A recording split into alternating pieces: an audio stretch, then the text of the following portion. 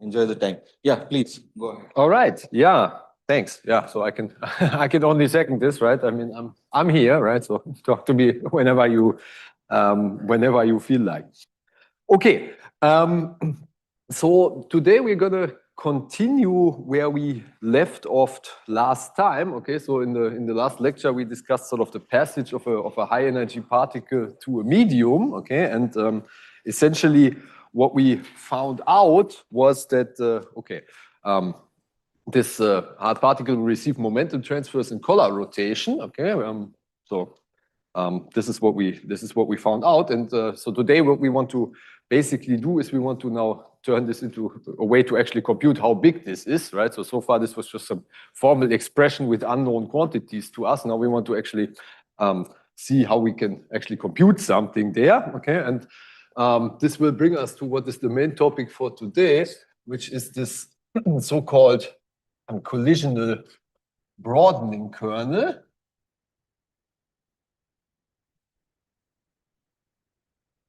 Okay, and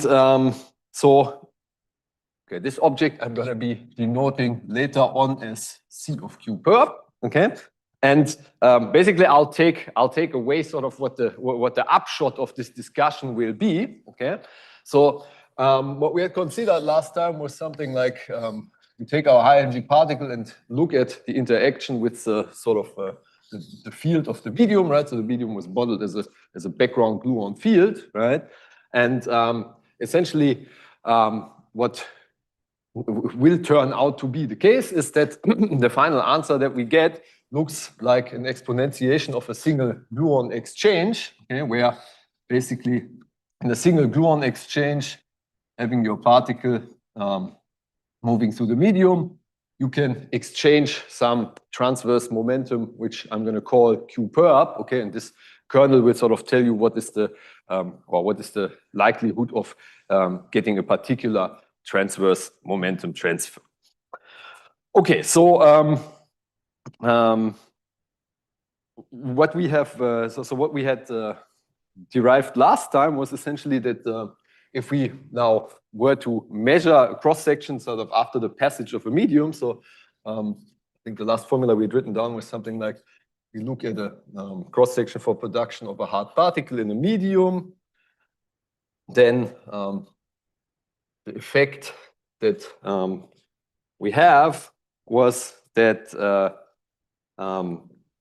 we have to the hard particle, when it moves to the medium, gets a net transverse momentum transfer, and that transverse momentum transfer we can write as a Fourier transform of an object which we call the dipole amplitude. Okay, so last time this was x perp minus y perp. For today, I'm going to call this b perp. Okay, that's because that's the traditional picture, and somehow the object that tells us how large this net transverse momentum transfer that we is was this correlation function of light-like Wilson line. So we have a light-like Wilson line in the amplitude. We have one in the complex conjugate amplitude. Okay, and averaging over collar states, basically what we have to, if we have a medium of some spatial extent L, okay, what we have to calculate is some Wilson line that is given at a relative distance b perp.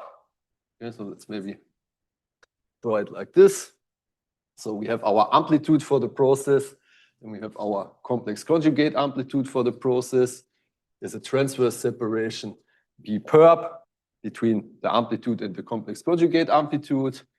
Okay, so I'll put this guy at some position plus b perp over 2. Okay, and then I'm averaging over the medium. Okay, and this is what sort of changes the transverse momentum from the momentum that we have in the hard scattering to the momentum that we measure. So this whole thing is multiplying, of course, the hard cross section that we would have in the vacuum. Okay, so the longitudinal component k plus stays the same. Okay, but the transverse momentum is changed due to picking up this Wilson line. Okay, and just once again, V was here the light-like Wilson line, so this is nothing than the path-ordered exponential going from some initial point where we start in the medium, so I'll take that to be 0, up to the length of the medium, because I mean, look, right, I mean, if we're doing this in an actual real world system, right, I mean,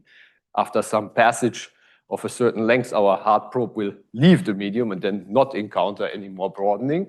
So this will go up to some distance L in our light cone time x plus, okay?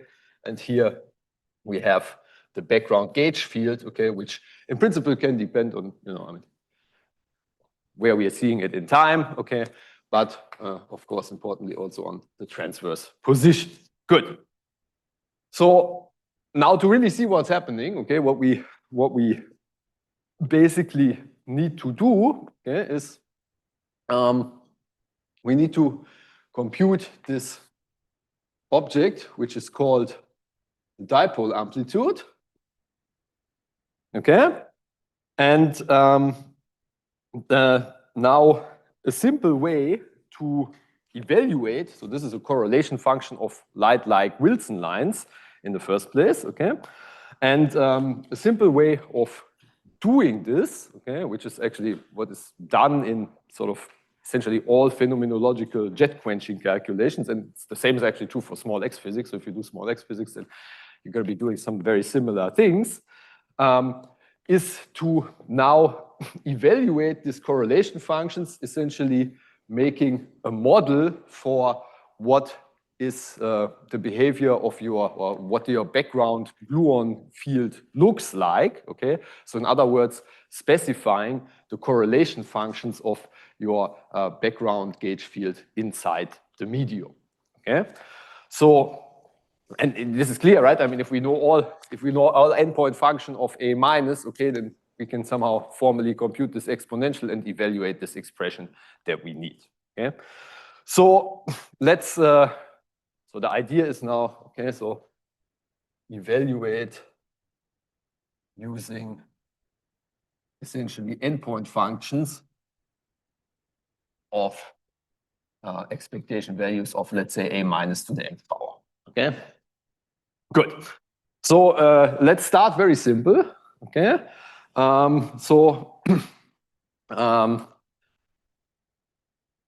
To make progress here, the first thing that we have to do is we have to specify the one-point function, right? So what's the one-point function?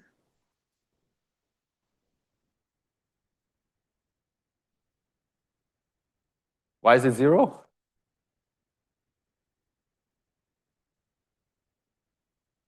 Anybody?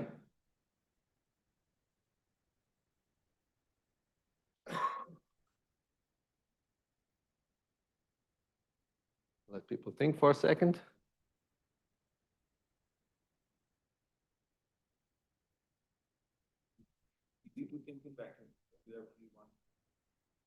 The reason is, well, okay, this is heading better, okay? And the reason is very simple, okay? I mean, this field carries color, right? So A minus is not a color singlet. It's a, I mean, if you look at it, so it's not a color singlet, right? And you know that, I mean, on average, right, everything has to be color neutral, okay? So the way we should think about this is that there are fluctuations of this field, right? But on average, they're 0 because I mean, the expectation value of a field would not be a color singlet, and we know that this cannot exist, okay?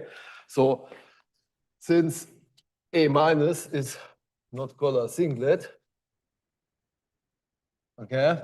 Now, the immediate thing that we can infer is that, okay, on average, we're not going to have some kind of average mean field in which we are moving around, okay? But this average actually vanishes, okay? And so, okay, we have to work a little bit harder to get somehow a non-trivial result, okay? Okay, so the next thing we can look at is, of course, the two-point function, okay? And so now we'll need a model for the two-point function, and essentially that's all we're going to be doing, okay, afterwards, because what we will assume in the following is that the correlations of this field are Gaussian. Okay, I'll motivate this slightly a little bit more, okay, but that's well, we had some discussions along this line already during Jean-Paul's colloquium on Monday, okay.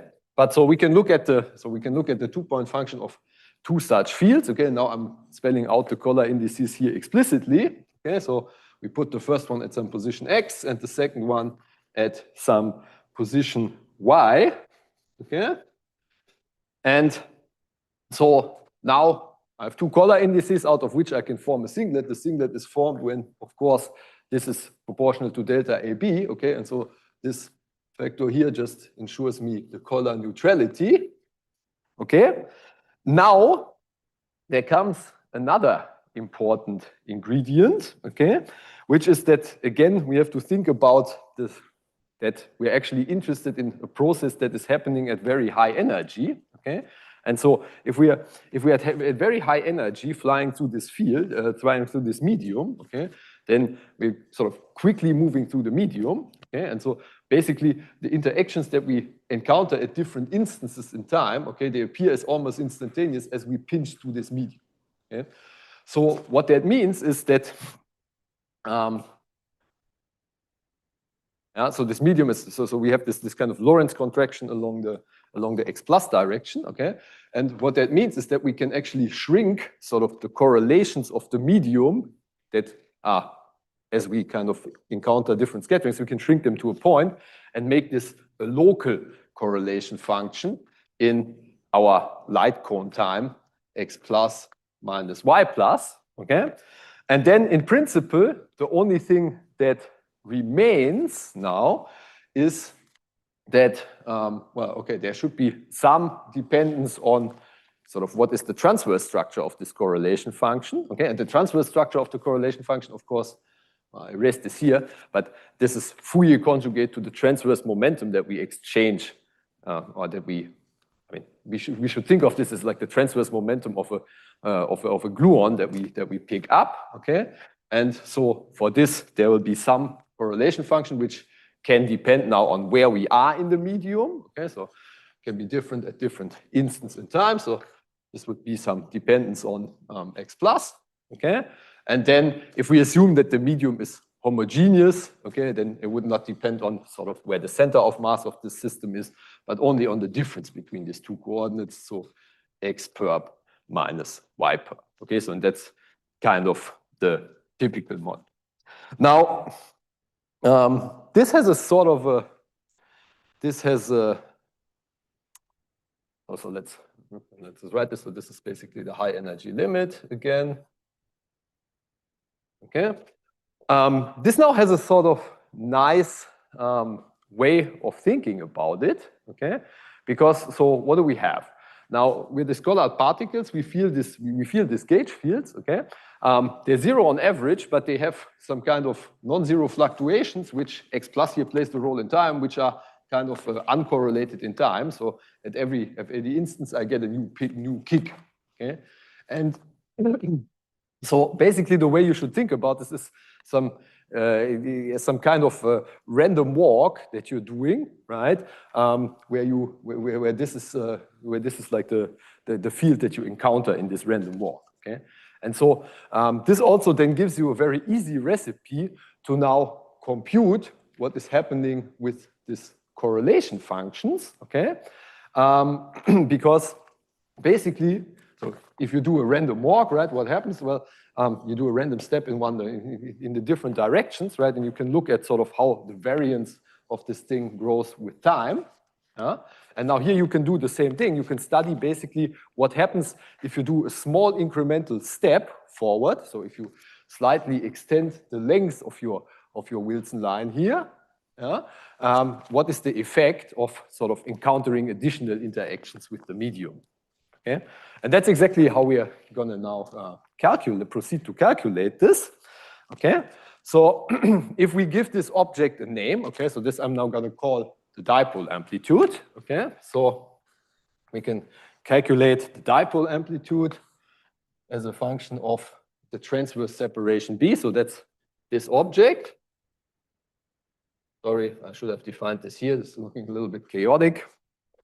And so in principle, so far we've been doing this. I mean, we've been doing this for quarks, right? So for particles in the fundamental representation. But this you could actually do for any representation. So you could likewise do it for gluons. Okay, so for some reason here I choose to do it in an arbitrary representation. So then I just divide by when I take the trace and normalize, I just divide by the dimension of the representation, right? So for gluons would be NC squared minus 1.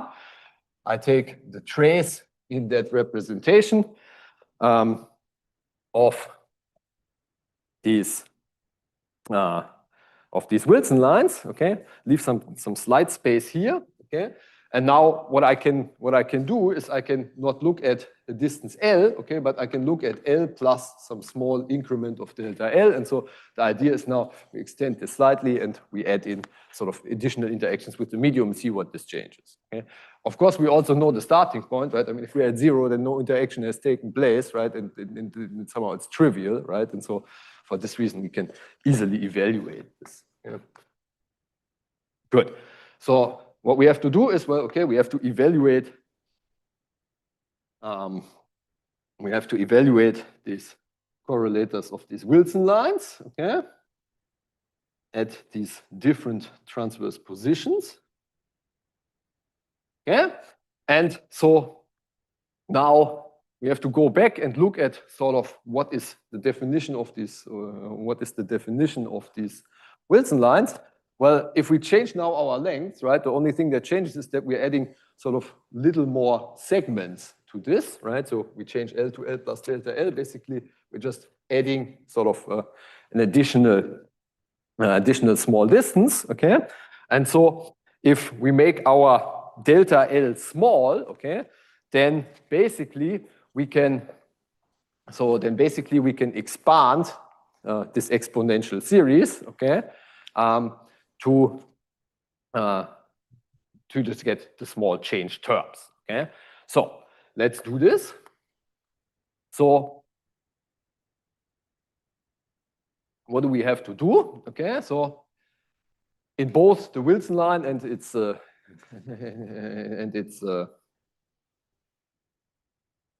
dagger, okay, we can now add in, so to say, extra insertions of the gluon field. Okay. Now, the way I choose to do it, and it doesn't matter, okay, so the way I choose to do it is for the Wilson line that it goes here, okay, so my path ordering somehow goes from the left to the right, okay, and then it means, but if we dagger the whole thing, we flip it around, it means that the extra insertions from V dagger are going to go here, okay. If it were the other way around, you just have to pull it around the trace, it's just easier to write like this, okay.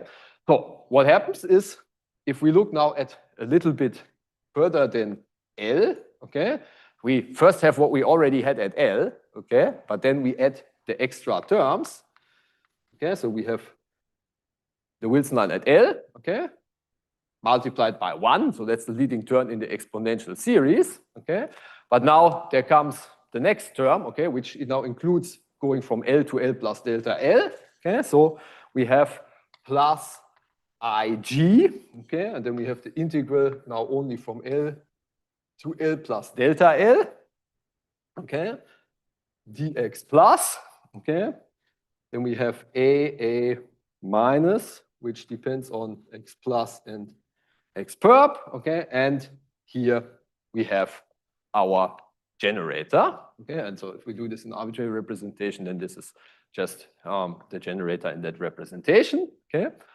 Now, is this enough? So what we're going to be doing now, of course, at the end of the day, we want to compute expectation values of this object, okay? And so we have to put expectation values around the whole thing, okay? If we just had one term here, this would clearly not be enough, okay? So what we need to keep is terms at least up to quadratic order, okay? Now we're also going to get a term from the amplitude, yeah?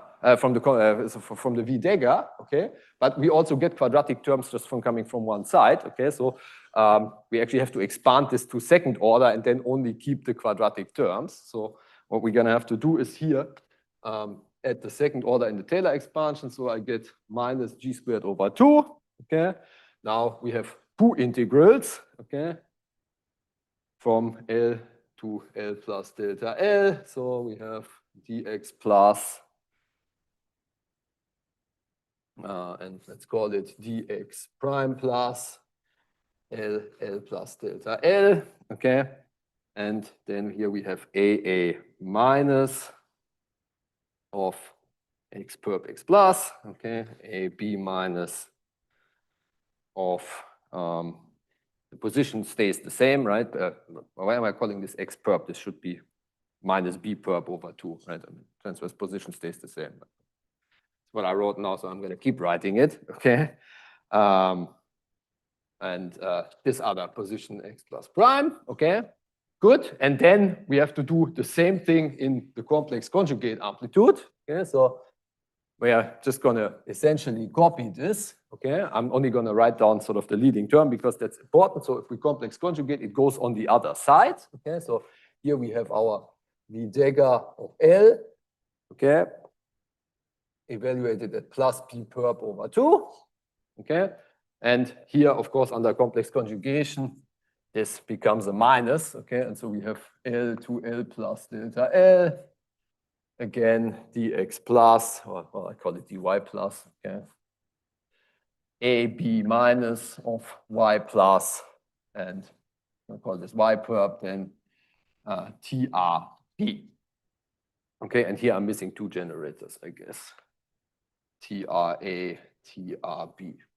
Good, okay, but now we have it.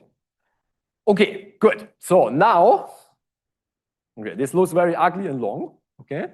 But the mess will clear up just momentarily, okay? Because now we can start to take expectation values of the whole thing, okay? So what we're actually looking at is sort of how this expectation really evolves with one incremental step, okay? So then what that means is we have to put an expectation value around here, okay? And evidently we have to put an expectation value around the whole thing, okay? Now, the first thing to note is that because our field is sort of local, because the interactions are instantaneously, everything that's happening in the new step that we are doing is sort of independent of what is happening in the previous step. So there are no correlations between sort of what's in these Wilson lines and the gauge fields that appear here, okay? So we can basically just do the averaging of the gauge fields inside here. Okay, so then we have to now look at what is happening, okay? So the objects that we encountered, if we have Gaussian, I mean, so if we assume Gaussian correlations in the medium, then we only need to pick up all the 2-point functions, okay? And so there are basically 2 different types that you get. So either you get these ones that come from the quadratic term, so there would be this and the analogous one here, okay? Or there would be this cross term where we combine basically the amplitude and the complex conjugate amplitude, okay? So this would be sort of this contraction here, okay? So let's see how to evaluate these guys. So generally, okay, so let's, for instance, look at this guy over here, okay? So this guy over here would be something like plus IG times minus IG. So what we're doing now is evaluating 2-point functions. Okay, and so this becomes relatively simple now. Between L and L plus delta L, dx plus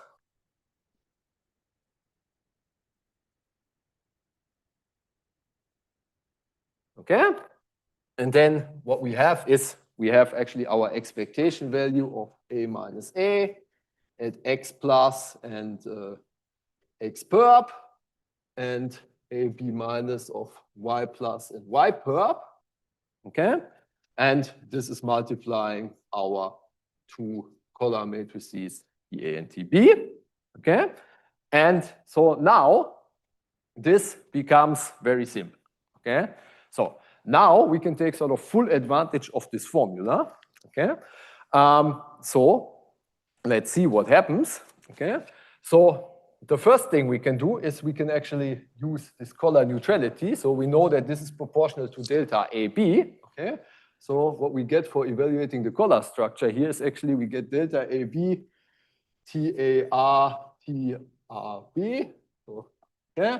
So this is nothing than just TATA in that representation, okay, and that's just the Casimir of the representation, okay. So just to be more explicit, this is the Casimir of the representation times the identity, okay. So what seemed to be complicated, that we have this complicated column matrices, actually immediately goes away under this average, okay. Good, so that's nice, okay. So we get rid of the color structure. The other thing that happens is that because we are here have this instantaneous interactions in the high energy limit, okay, actually out of these two integrations, only one survives, okay. So we get rid of one integration, so multiplying this out here, plus I times minus I is 1, so we get G squared times the Casimir, and then we just have the integral from L to L plus delta L, okay, of this, so dx plus, okay, of our correlation function here, gamma of x plus, and then here this depends only on the separation between the two coordinates times the identity, okay?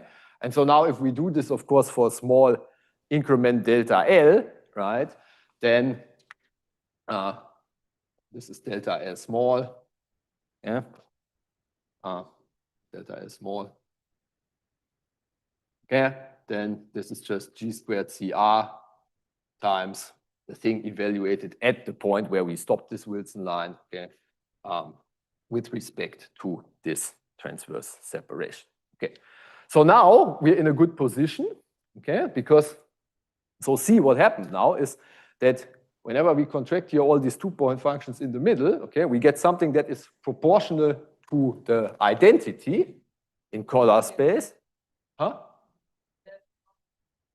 There should be a delta L here. Okay, we get something that is proportional to the identity in color space. Okay, so the operand and times some function and a proportionality to delta L. Okay, so what happens is that we can pull all this stuff outside, okay, and the actual operator that remains here under the trace is just the dipole that we had before we addressed in this extra glue. Okay, so what we can now write down is if we take this delta L to be small, we can write down a differential equation which tells us how this operator sort of builds up as we traverse to the medium, okay? And so let's write this down, okay? So now we divide by delta L, so to say, take the limit delta L goes to 0. What we get is, we get some kind of differential equation, okay, for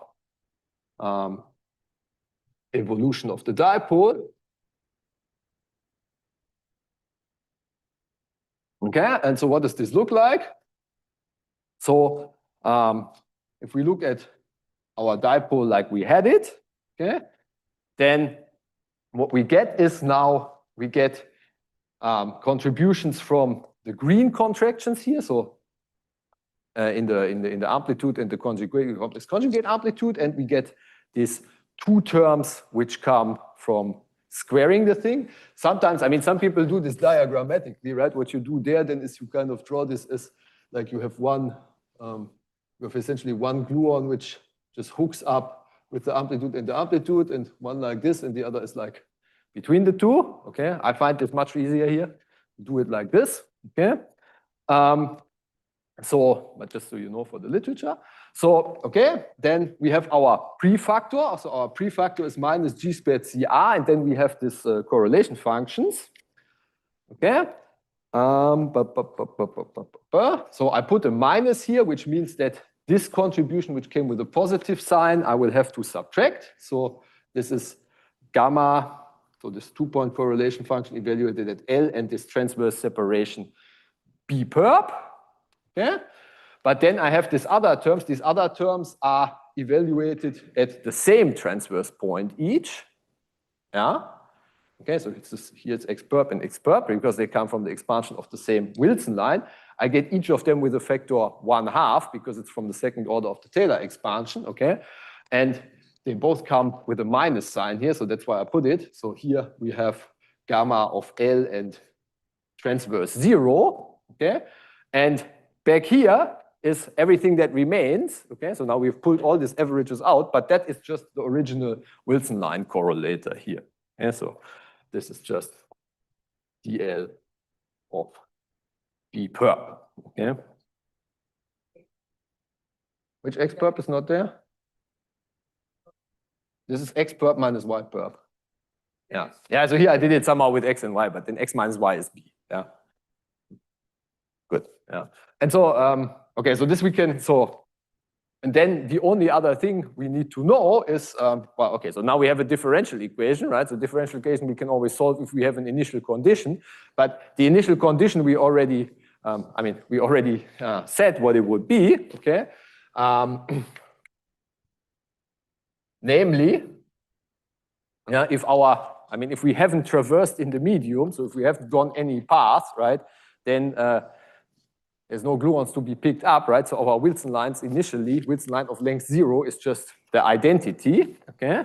So if we look at dl for any transverse separation, okay, but length of the Wilson line being set to 0, okay, then this is just, then the Wilson line itself is just the identity, okay? So what we get is we get 1 over the dimension of the representation, trace of this representation of identity times identity, okay? Well, the trace of the identity is just the dimension of the representation, okay? So we just get 1, okay?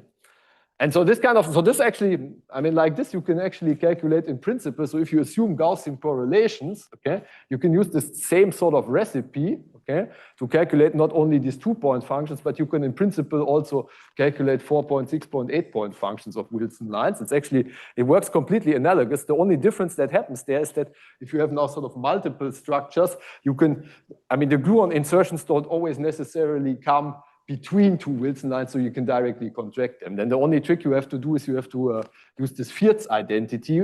And what this happens is that you get sort of coupled evolution equations between different structures that you can lay. So for instance, if you look at 2 dipoles, then you have VV dagger or something like this, right? Between 2 traces. But now if you dress in gluons, this also mixes with a combination where you just have all 4 multiplied under a single trace. Yeah, and so you get sort of coupled evolution equations between the two. But in principle, you can automate this. I've done this up to 10-point functions or something like this. It's relatively easy to do. Okay, so that's just a side remark. Okay, so now for our purpose, we just want to know what this is. Okay, and then sort of learn more about this. Okay, so the easiest case is now to assume that the medium is not only homogeneous in the transverse direction, but also as we move through in our light cone time, okay? And so if these guys actually don't depend on the position that I am at L, okay? Then, okay, I can write this, then the solution to this differential equation is what?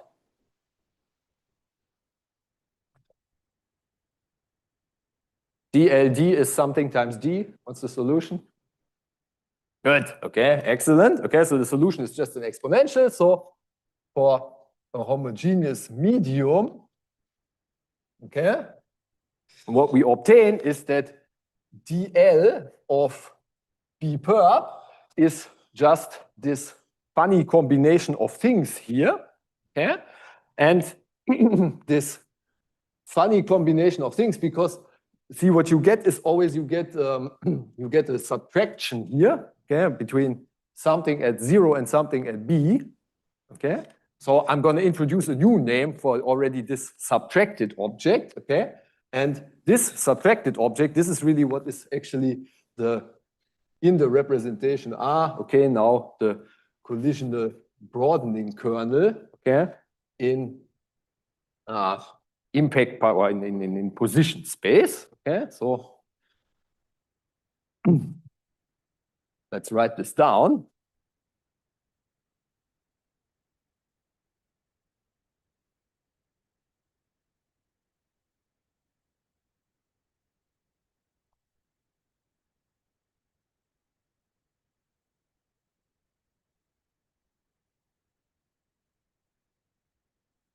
Okay, so C R of B perp. First of all, this is this is the Casimir of the representation type, something stripped by the Casimir, at least in this simple Gaussian field model. Okay, let's call it C bar of B perp. Okay, so it's always proportional to the Casimir. So it's, okay, and this is the collisional broadening kernel in coordinate space. Okay, and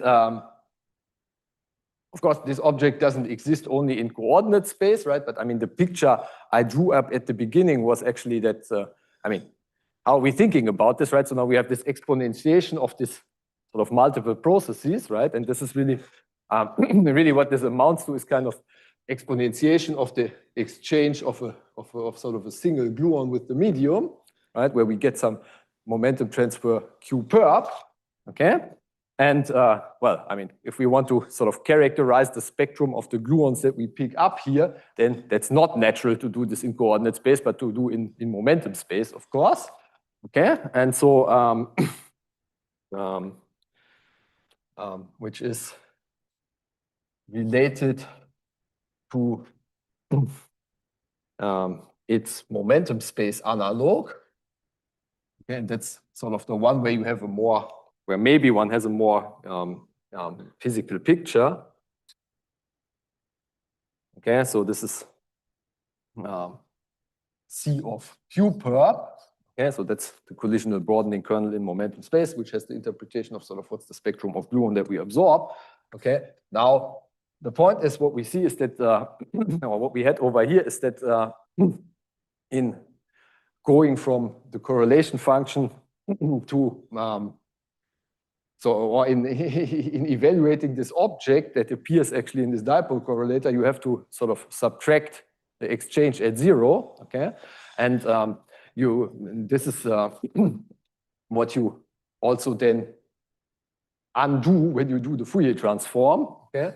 So when you define this object now in Fourier space, okay, then you put not the usual Fourier transform, but you also take the Fourier transform evaluated at 0 and sort of subtract it. So Fourier phase at 0 is just a 1, okay? And then here you have e to the I U perp, B perp, and this is normal collisional broadening kernel in Fourier space, okay? Good. So now, okay, we have gone a little bit further, okay? So we've gone from having these Wilson lines with unspecified objects, okay, to now essentially boiling this problem down to if I look at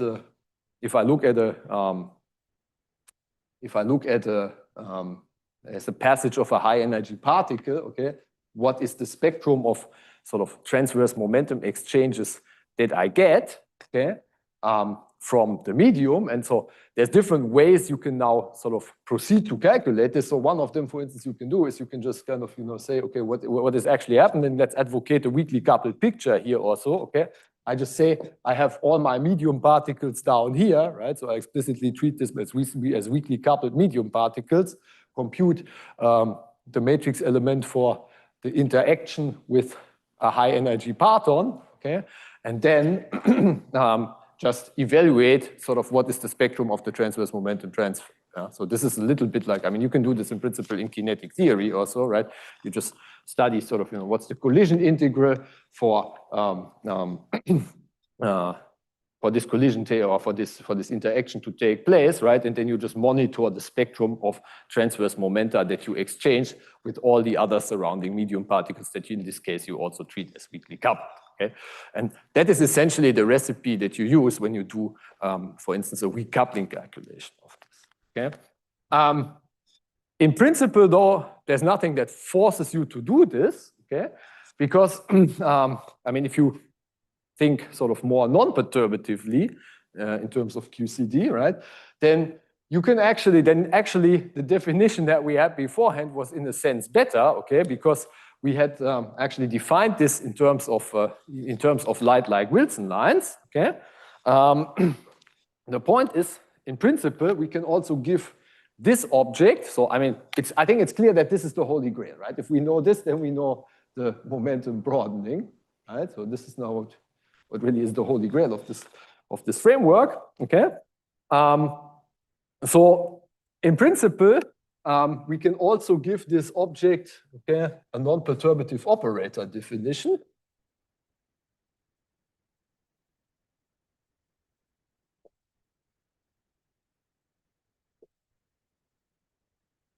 Okay, and in principle, we are already very close to doing this, okay, because we have already formulated this in terms of light-like Wilson lines. Now the problem is, so what we have drawn basically so far is we have some transverse separation B perp, okay, and then we have essentially a light-like Wilson line and a light-like Wilson line coming back, so to say, right? So that's in the complex conjugate amplitude where we have anti-time ordering, okay?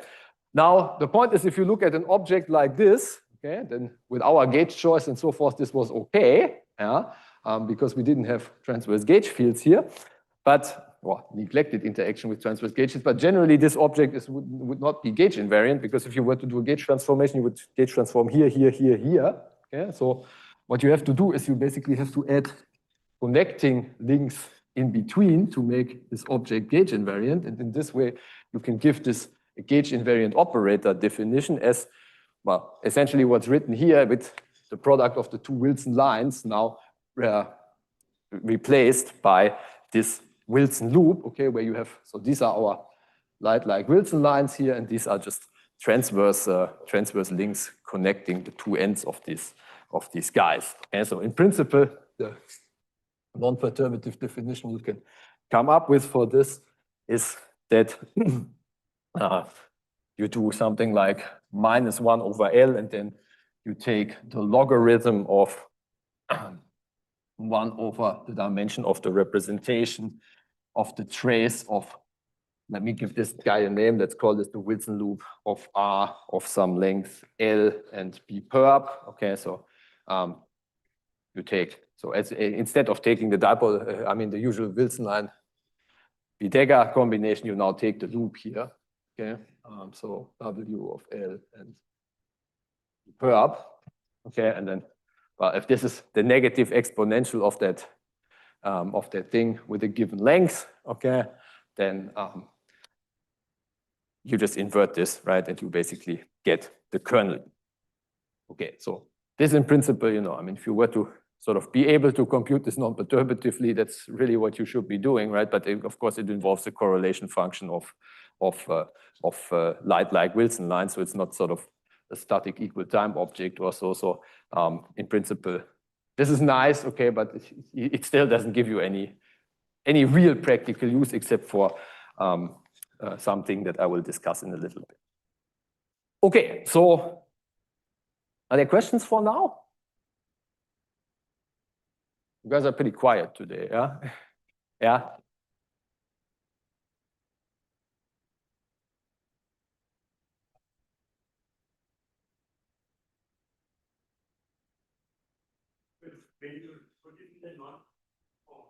Mm-hmm.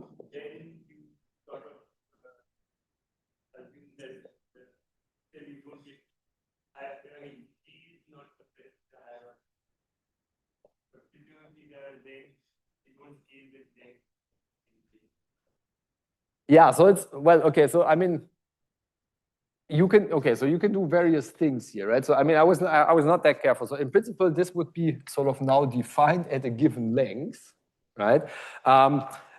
Usually what you really do here is you put the limit of length to infinity, okay? Now, what you may be worried about, and maybe we can postpone this a little bit, is that there are, for instance, radiative corrections that in a certain way scale with length, okay, and that alter this, alter this scaling, okay? This is, I think, a complicated issue, and I'm not sure it's actually it's actually fully understood in that sense. Yeah, because I mean, look, right? I mean, this is in a way, this is very similar to something like a way you would define a TMD also, right? I mean, a TMD, I think you would have two transverse derivatives in addition, and this would basically be like a TMD of the medium. Yeah, and then you know how this. I mean, then you know how to do these things, right? But you also know that they are. I mean.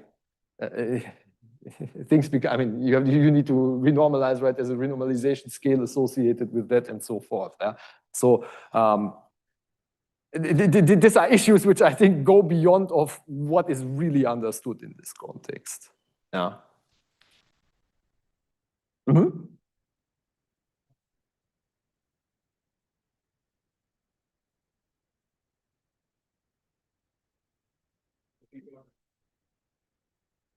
Yeah, it should be, yeah, you're right. In principle, I should put the path ordering up front here, okay? But because they end up being at the same point, right, it doesn't matter, right? So it's because it's local, right? I mean, it's at the same point anyhow, and I don't have to path order. Yeah, yeah. So that's. Yeah, I might have missed it. So the expectation is over the entire object, right? So how did you bring the expectation just for the yeah, point? okay, I said this, so I said this in passing, right? So because the correlation is assumed to be local, right? Basically, this is everything that happened before, right?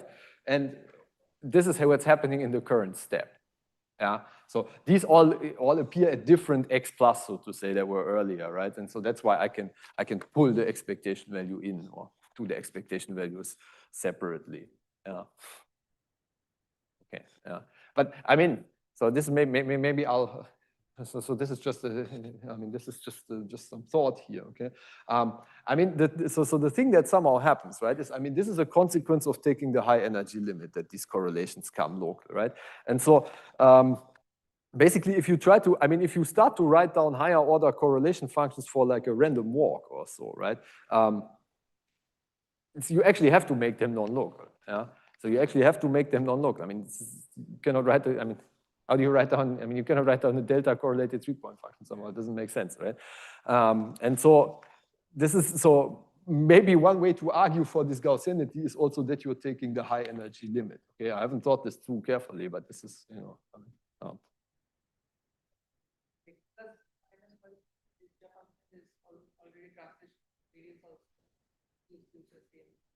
No, this is the boost what gives you this, right? I mean, this is because, I mean, if you take the perspective of, I mean, if you take the perspective of being the jet, right? Then the medium you look at is kind of highly contracted in that thing, and it really looks like boom, boom, boom, boom, boom. Huh? Okay. So then,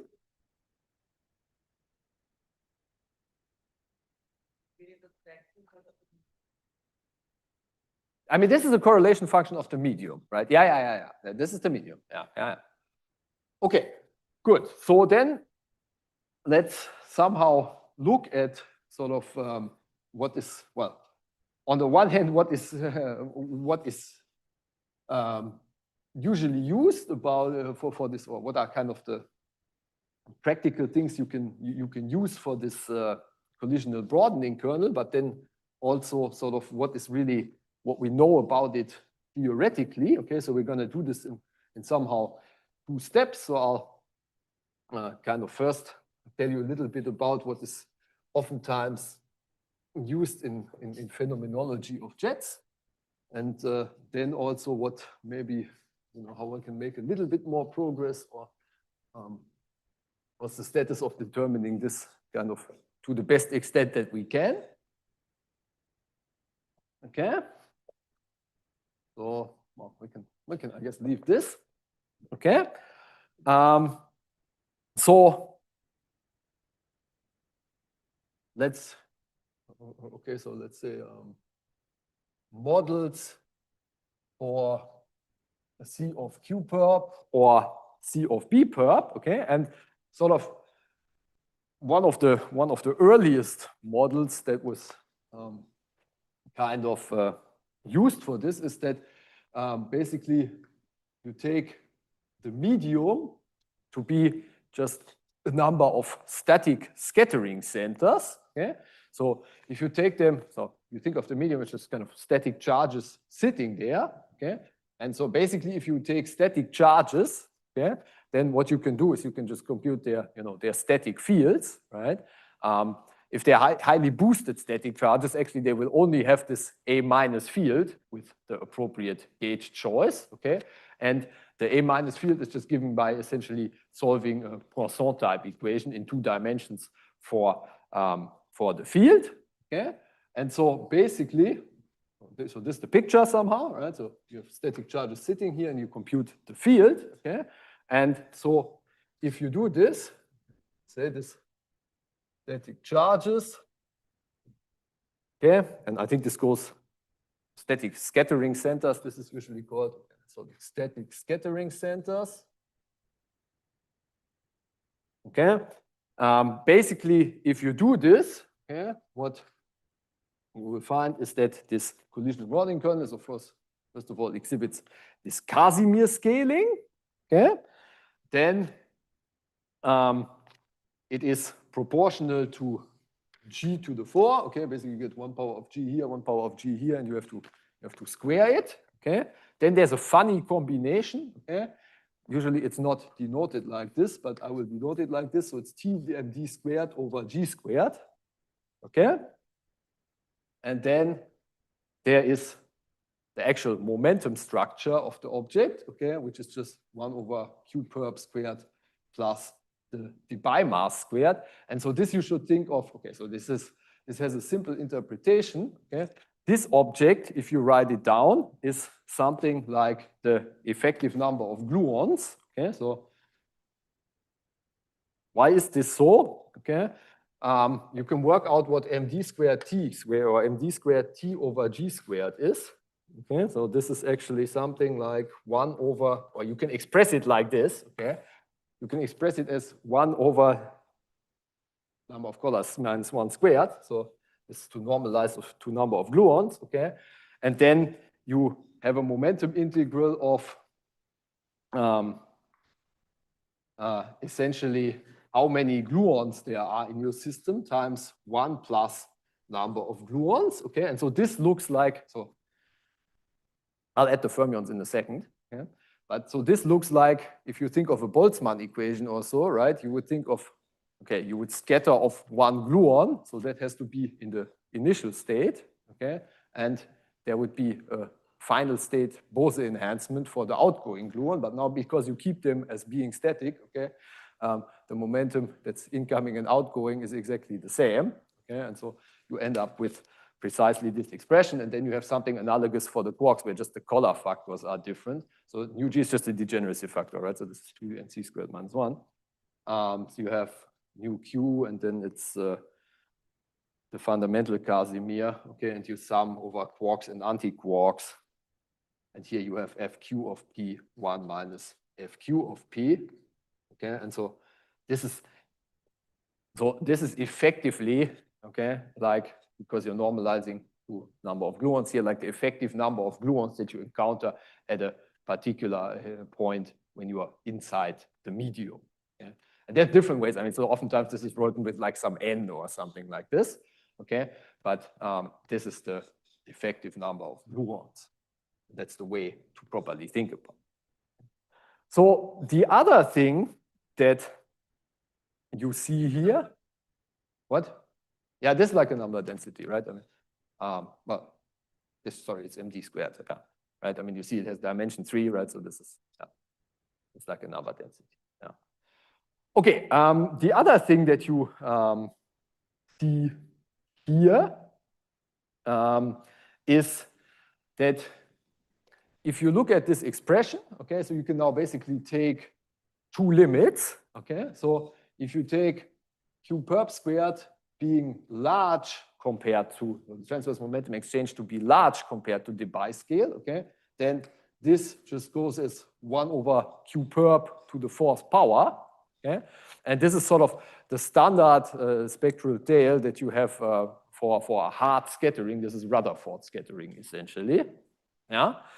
But what you also see is that if you care for, I mean, the smaller Q is, okay, the larger this becomes, okay? So your dominant kick that you get in the medium is actually not this hard Rutherford-like scattering kick, okay? But what you're dominated by here is you're actually dominated by these very soft exchanges, soft momentum exchanges, okay, on the order of the Debye mass. Yeah? So, right, so this is regulated by the Debye mass. Okay, so what you see is that actually screening inside the plasma, okay, plays an important role, okay, for sort of determining what is the spectrum of the kicks that I get, okay. And this is, you know, this is one of the places where you then see, okay, look, right, I mean, we're thinking we're doing sort of high PT physics and we have very good perturbative control, right, but now we're actually starting to become sensitive to soft physics, okay, because to really describe the interaction of the jet with the medium constituents, we have to understand something like screening now, because that's what sort of tells us how big the momentum transfer is. Okay, yeah. So what? Sorry, because I thought I got 2 squared. Thanks. Yeah, thanks for asking, right? So this is the interesting thing. This other limit is actually, I mean, so in principle, this expression for 2 perp squared much less than md squared would go as 1 over md to the 4th, okay? But we'll actually see shortly that this is not really the complete thing to do, okay? Because, so, I mean, it turns out if you make the scattering centers dynamical but not static, then there are parts which are not screened here, and then this changes the infrared limit. Okay, good. Now, so this is one approximation that's frequently used, okay? And this is actually not, I mean, this is actually relatively similar to what you actually happens when you calculate this in leading order perturbatively, okay? Another approximation that is frequently used is what is called the so-called harmonic oscillator approximation.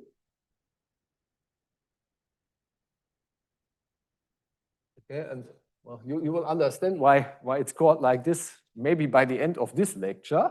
Okay? Or sometimes you could also, you could also say this is multiple soft scattering. Okay, and so this is more nicely formulated, not in terms of this transverse momentum exchange, okay, but in the coordinate space representation of this object. Okay, so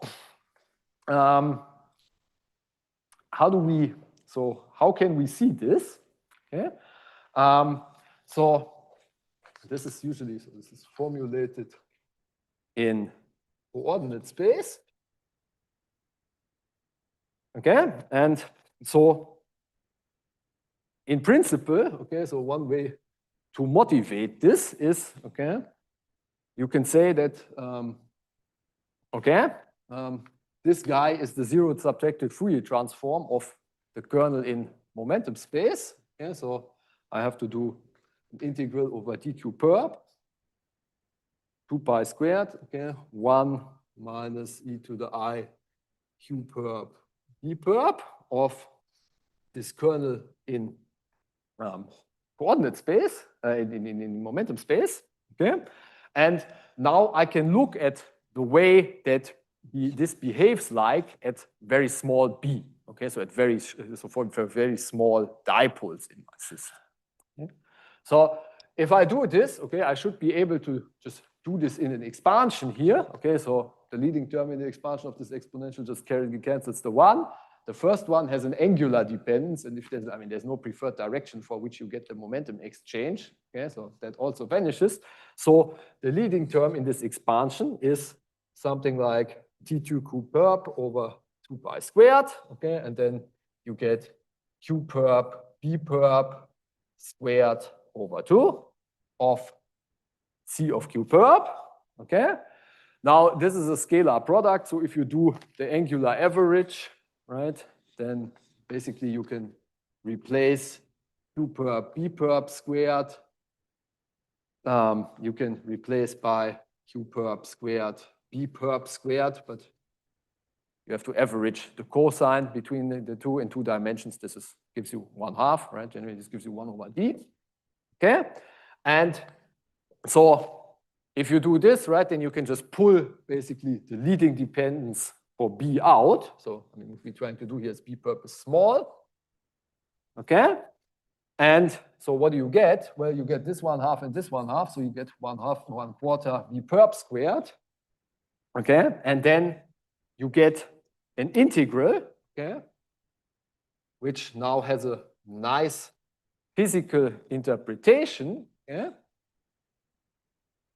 okay, so you get an integral over C of Q perp, okay, which is weighted with Q perp squared. Okay, and this object, okay, so what does this characterize you? So this essentially characterizes you the tip. So C of Q perp is the collision broadening current. So this gives you the transverse momentum exchange that you get from an interaction with the medium. Now, if you weight this with Q perp squared, okay, you get the average transverse momentum transfer squared, okay, that you get per interaction, okay, and this object is defined, or this object is usually called the jet quenching parameter, okay, which we call Q hat, okay. So the way you will find this written is that this is in this approximation, okay, this is 1/4 Q hat B of B perp squared. Okay? And so this has now a nice form, right? So this is just quadratic in B perp. Okay. In particular, what this means is that if you were to calculate, so if in this approximation, okay, you were compute something like dipole amplitude. Okay. So the dipole amplitude as a function of B perp for some L in this, let's call it harmonic oscillator approximation. Okay, would then just be exponential of minus 1/4 Q hat B perp squared L, okay? So, and then if you were to, so now what we saw is when we look at momentum broadening, right, what we actually have to do is we have to Fourier transform this, okay? So now I didn't do this in my notes, so let's get the factors right, okay? So if you Fourier transform this and then actually look at what would this object be as a function of Q perp, okay, what you would see is that this would be proportional to the exponential of Q perp squared over, and then there's some factor times Q hat L. So what's the factor here? 2.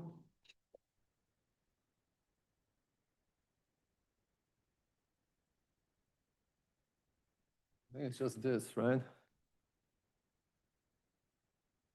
I mean, in the worst case, there's a factor here. Okay, I'm too lazy to do this right now, okay? But what you basically see now is that what this actually describes is some kind of Gaussian momentum broadening, right? So the spectrum that you get out, okay, is actually a Gaussian smeared version, okay, of what you have, right?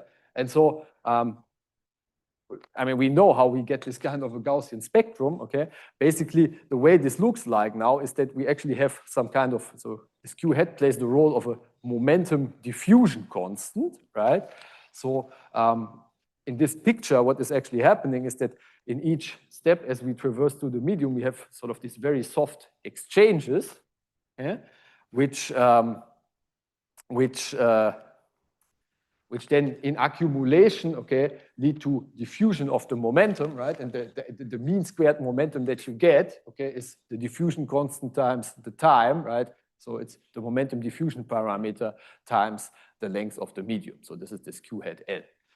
Okay, good. Now, there's a problem with this though, okay? Yeah.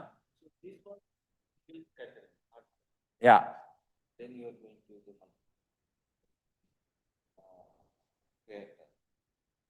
Well, no. I mean, at the moment I'm doing, no, I mean, in all cases we have done multiple scattering, okay? Because in either case, so if I use this, okay, what I still have to do is I have to Fourier transform this, okay? Go back to so go back to impact parameter space and then put this into the exponentiation formula and then Fourier transform back.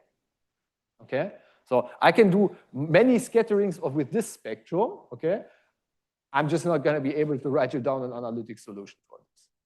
Okay, in this case, so that's the nice thing, right? If I assume, if I assume this simple form, okay, just that it's q hat b perp squared, okay, then you can directly exponentiate and Fourier transform and get sort of the spectrum of a Gaussian broad. Okay, and there it actually looks like then it just looks like momentum diffusion. Yeah. Okay, now there's a slight problem with this, though, okay, which is, yeah.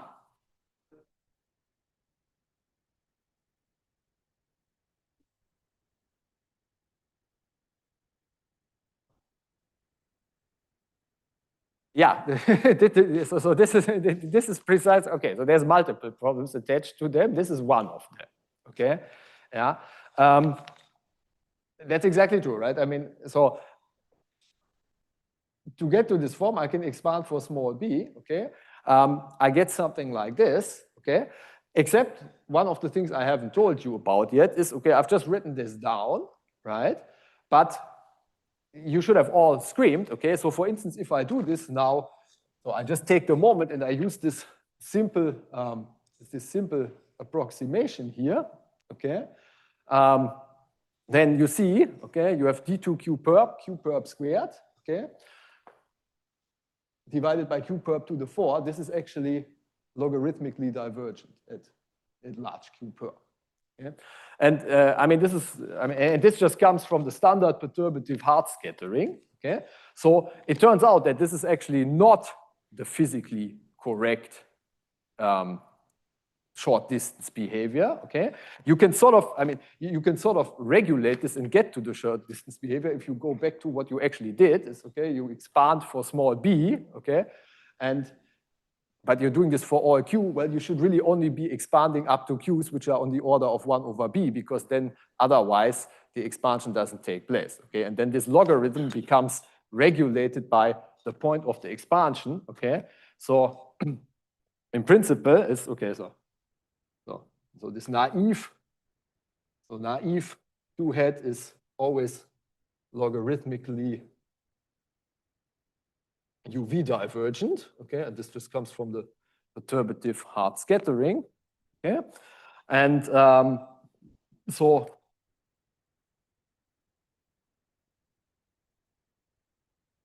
you should regulate this by saying that, okay, I mean the actual exchanges you should have to determine the short distance behavior are sort of parametrically on the order of 1 over b perp, okay, and then really what you see is that the correct short distance behavior that you get is in principle that at short distances your collisional broadening kernel, okay, has terms which go like b squared. That's still true. There are terms which go like b squared, but so some coefficient like this, okay. But in principle, you also get the leading terms which are b squared log b. Okay, or you can write log 1 over b if you want. Yeah. Okay, and that's actually the dominant behavior, okay, and this b squared log b, okay, this is really what corresponds to the perturbative hard scatterings and sort of restores this. Yeah. And so this is why I'm always saying also, actually for me, sort of the more fundamental object is really this collisional broadening kernel, okay? So when people say, okay, we somehow measured q hat in heavy ion collisions also, I don't know what they actually mean, okay, because it's somehow, it's a scale-dependent object, right? And then what does it mean you have sort of extracted this? To me, that statement doesn't really make sense, okay? Good.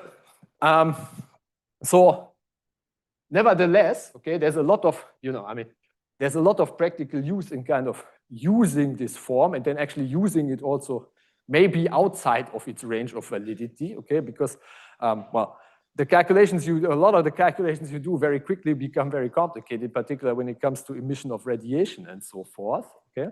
And so you can capture a lot of physics with this, and then oftentimes you can kind of use, you can, for instance, fix a scale here for q hat, okay, that is sort of already optimized to what you're trying to compute. okay, and then account for deviations of the kernel from this behavior in sort of a perturbative expansion. So that's sometimes then called improved harmonic oscillator approximation. Okay, good. So essentially, both of these are models for what is the behavior of this collisional broadening kernel. But I mean, what I advocated is that you should also actually, I mean, try to calculate this as precise as possible in QCD. And this is maybe the point where I could use the slides.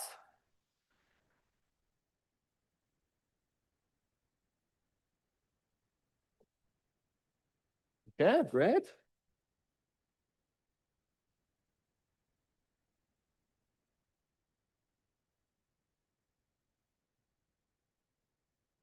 So while they're pulling down the slides, okay. Excellent.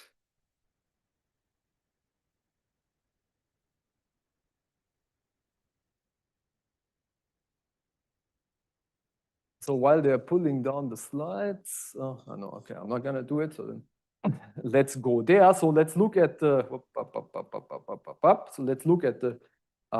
computation of the collisional broadening kernel, or sort of what is actually known about this. Okay, and so the first thing you can do, and this was done almost 20 years ago, is you can do a full leading order perturbative calculation of this kernel. Okay, the result that you get, okay, actually structurally looks very similar to what you get for the static scattering centers. I mean, the difference is now that basically they're not just static scattering centers, but so you don't treat them as frozen, right? But you treat them as actually accounting for the momentum exchange. Yeah?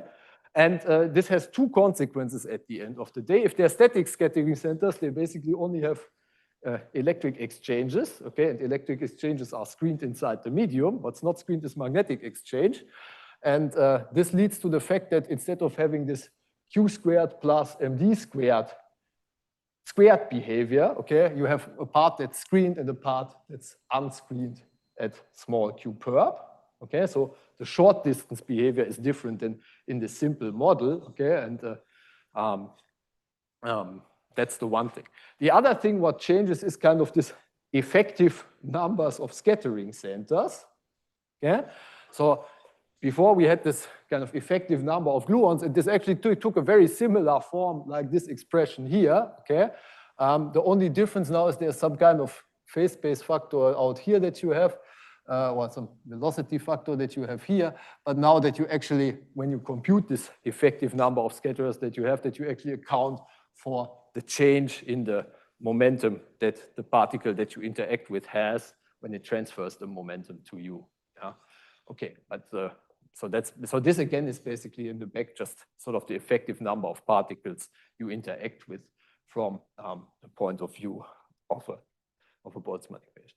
Okay, then you can try to go to next to leading order. Okay, and this was actually already developed in a short time later. Okay, so the trick here is, or the thing that happens here is that actually this object, okay, which may at first seem to be harmless, okay? You already saw at leading order that you're sensitive to screening effects in the medium, okay? And well, okay, whenever you're sensitive to soft physics, then this can mean you're in trouble, okay? And this is one of the cases here where things become complicated, okay? Because it turns out this object, I mean, so the perturbative expansion for this object is actually not in alpha s, but it's so to say in alpha s and in md over t, like Peter liked to say. Okay, so this object, in other words, md over t, okay, is of order g. Okay, and this object actually has perturbative corrections not at order g squared, but already at order g.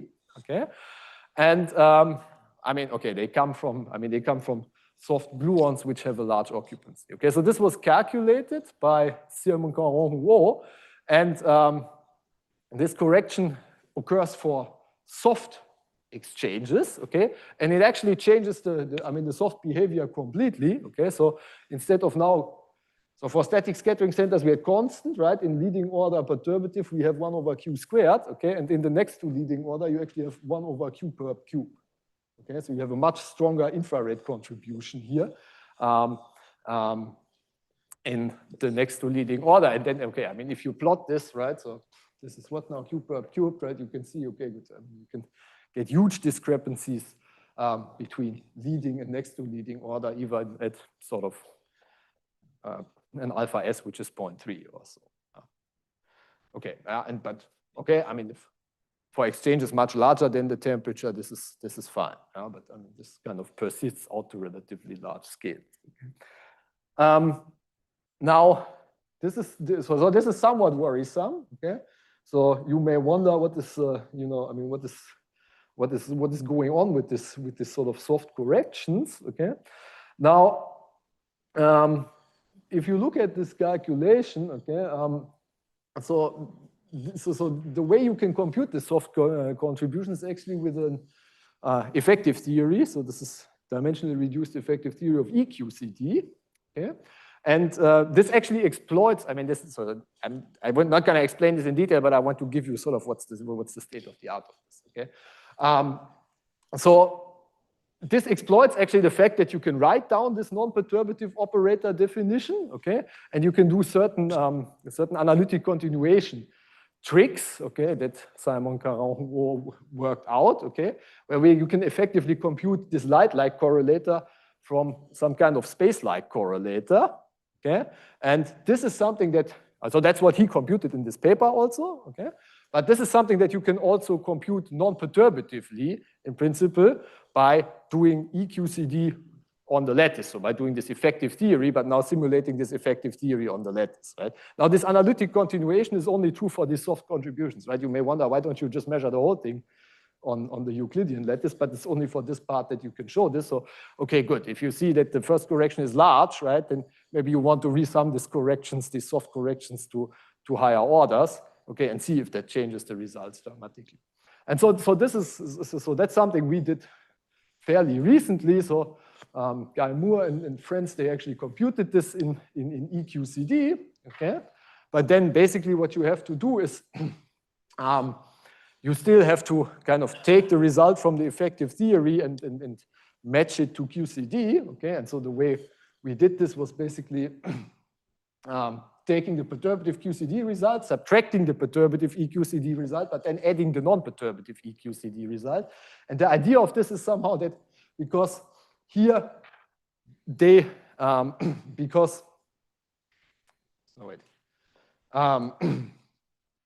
because all the soft physics is essentially contained in this, okay, this difference in principle should then have a standard power counting in alpha s in the corrections, right? Because you're computing all the things where you have soft trouble separately, okay? It only comes down to computing hard corrections, which should have an alpha s power counting. So now, yeah.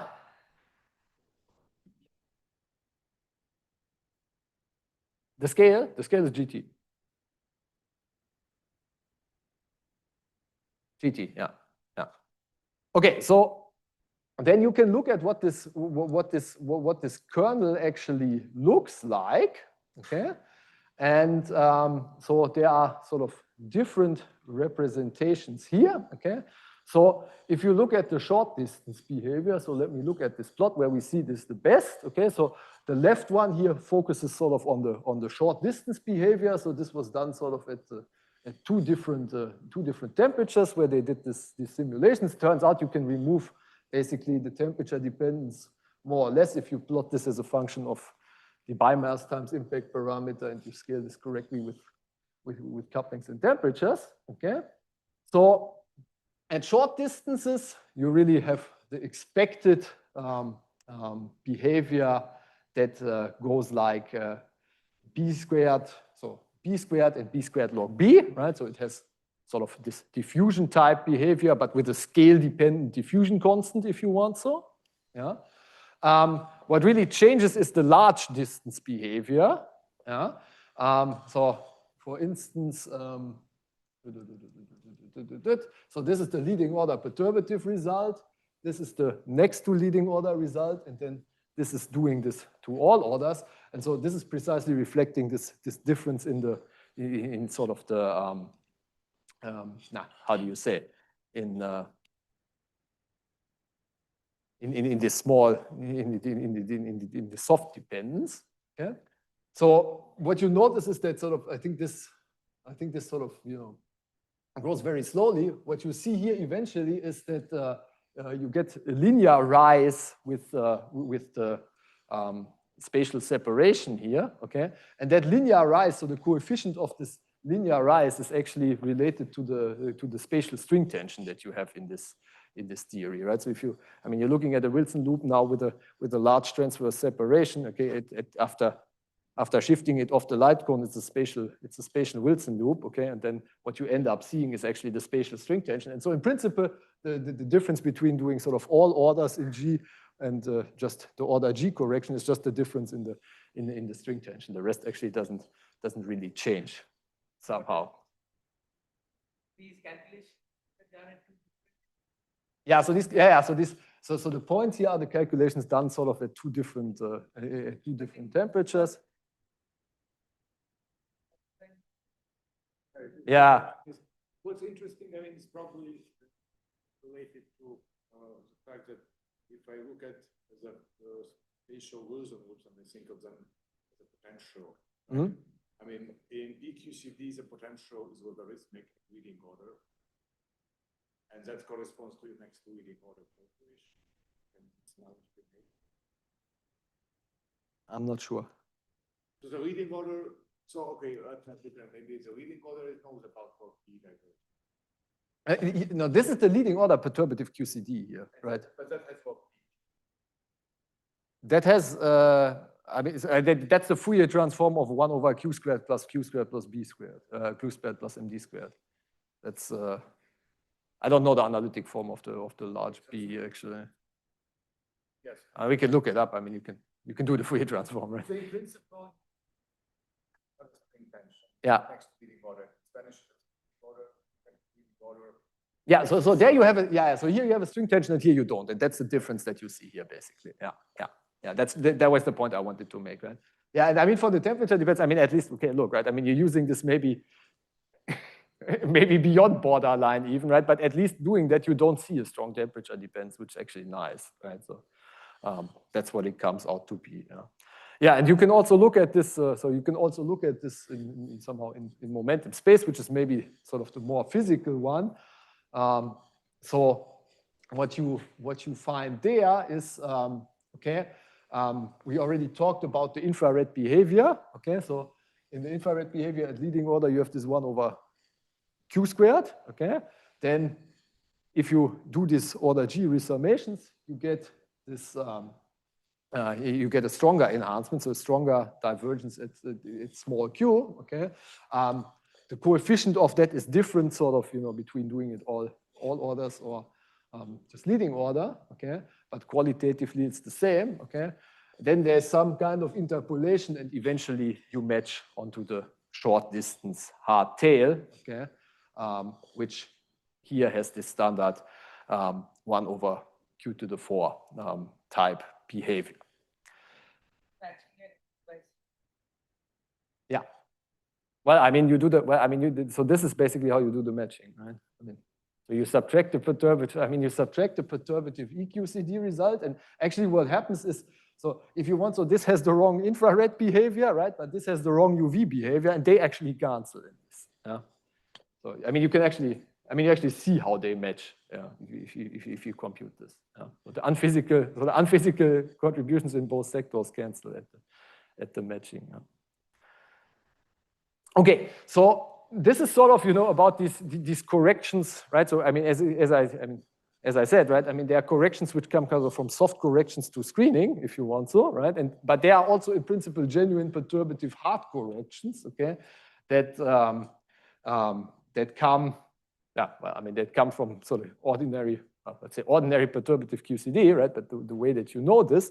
And so this is what was asked. I think you asked this yesterday, relating to radiative corrections to momentum broadening. Now, this is also something that has been looked at. So basically, well, I mean, so what's the physics behind this? So the physics behind this is essentially that, okay, I mean, if, you know, you somewhere made a gluon, right, that can also carry away transverse momentum and essentially affect the momentum broadening inside the plasma, okay? So far we've been looking at kind of this, I mean, we've always neglected radiation in this process, right? And so we're just looking at the scattering, but okay, then in principle, you can add gluon radiation, which is, you know, inside the medium. So this we didn't discuss yet, okay? That'll be the next topic. And look at sort of how this affects this. And it turns out that if you look at emission of hard gluons, actually, so now we are essentially working on the hard tail of the spectrum here. So you look at emissions which come from hard scatterings, okay, with a short formation time, that there's actually a large phase space for this, that you have to resum, or that gives you a logarithmic enhancement, okay? And you can do a double logarithmic resummation for this, okay, which then leads to some kind of scale evolution of the jet quenching parameter. Yeah?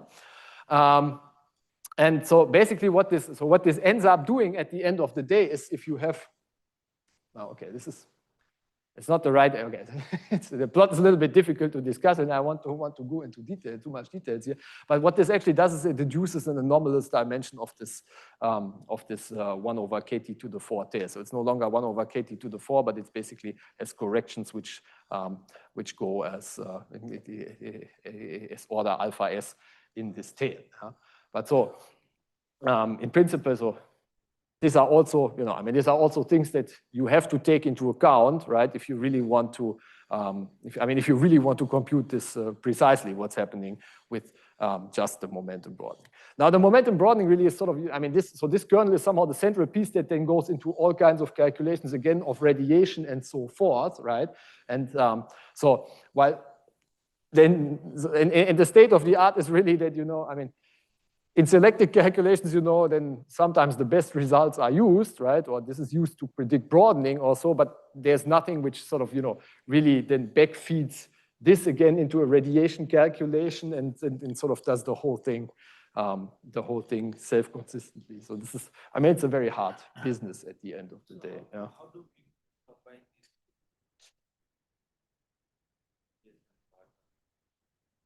So, I mean, well, I mean, okay. Basically, so you're asking how to combine this and this. This has not been done. And so nobody has done it, and it's presumably hard, but I mean, it should be pursued. I mean, this is, yeah, this is where we stand, right? Yeah. Hmm? Yeah. But broadening also possible.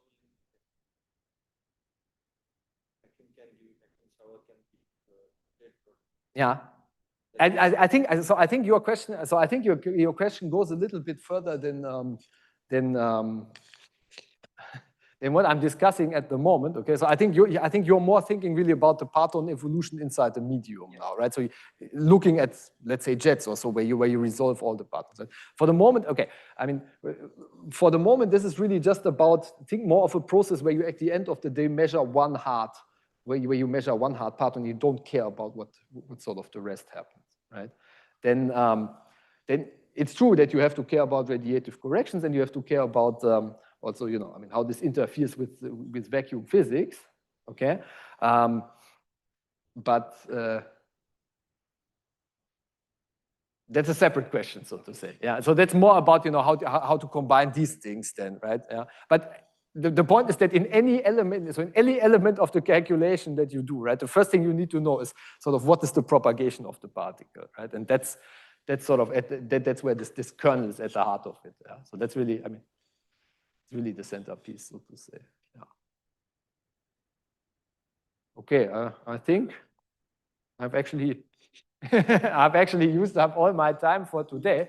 So I didn't get to talk about radiation yet. So then next time we will finally talk about medium-induced radiation and maybe hopefully still a little bit about thermalization of jets. Okay, good.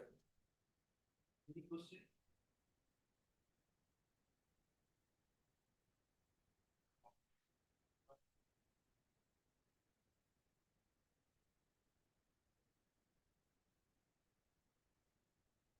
when you complete this loop, are there any conditions on like, is that definition in general true, or do you have any conditions on the length of the loop? Or I'm not sure I understand the question. so when you complete the loop and define C as log of this Wilson loop, expectation value Wilson loop, then is that true in general, or like of Wilson loop of any size, or like even if you are like Yeah, so I mean, in principle, you're interested in the large loops, right? But then, in principle, you can run into these issues. I mean, so this phase space, I think, scales actually double logarithmic with the length of the medium at the end of the day, right? So then you run into, I mean, in principle, you run into these issues. You know, I mean, sort of what is the correct, I mean, what's the correct scale depends of that object, so to say, and how to define it, right? So that's like, I mean, that's like if you, I mean, so that's like you can write down the operator definition of a TMD or so, right? But that doesn't yet tell you, you know, sort of what is the, I mean, how to properly renormalize it and how to, I mean, what is the evolution with the renormalization scale and so forth. Yeah, so this is, I think this we just don't know yet. Yeah.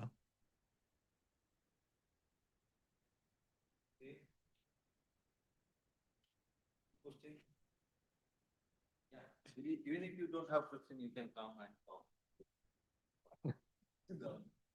But after this, thank you, Soeren and